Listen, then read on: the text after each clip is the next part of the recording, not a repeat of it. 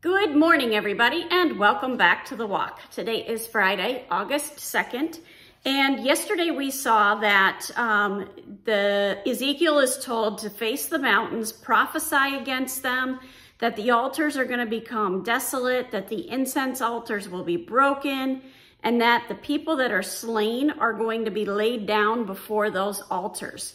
We also saw that the word being used for altar also means dung gods, that is an altar to a god that is not worth anything more than dung. So then today we're getting to verse 5, and it says, "And I will lay the dead bodies of the people of Israel before their altars. I will scatter your bones around your altars. Wherever you dwell, the cities shall be waste and the high places ruined, so that your altars will be wasted and ruined, your altars broken and destroyed, your incense altars cut down, and your works wiped out. And the slain shall fall in your midst, and you shall know that I am the Lord." So God is putting an end to these idols and their worship of them, and he's doing it in a very powerful, mighty way. Verse 8. "Yet I will leave some of you alive, when you have among the nations some who escape the sword, and when you are scattered through the countries, then those of you who escape will remember me among the nations where they are carried captive, how I have broken over their whoring heart that has departed from me, and over their eyes that go whoring after their idols. And they will be loathsome in their own sight for the evils that they have committed, for all their abominations." So the ones that are left alive are to show and are to display that reminder of God's judgment. And look at the powerful words that God is using here. He's calling them whores. He's saying what they're doing is loathsome, that they will be loathsome in his sight, that they are all abominations. God is disgusted and has had it with this idolatry. And then when we get to the ESV Study Bible, it had a note, and it said, "As a result, they will experience true sorrow for this offense."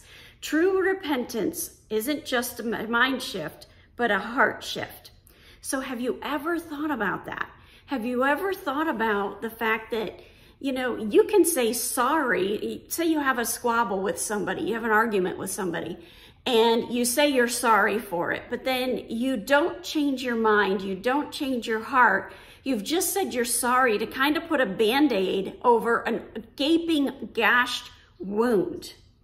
When what you could do is you could stitch the wound together with a genuine apology.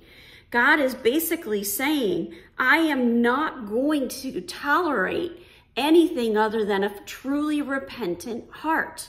I am not going to put up with all this sin. And it makes me think of the United States and the situation that the United States is in. When we are constantly pushing God away, and we have so many people in our nation that would rather follow anything other than what God is doing.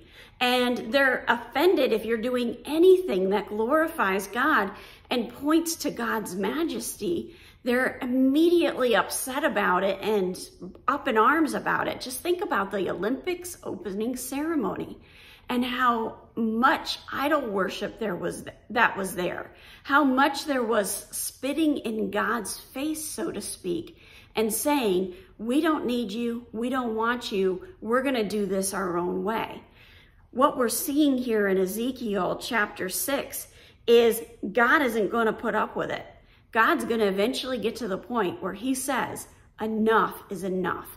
It's important to have a truly repentant heart that changes the way you are doing things. Today is Friday, so I'm going to remind you there's no message on Saturday and Sunday. I will be back with you on Monday. Have a wonderful day. God bless, and keep walking the walk.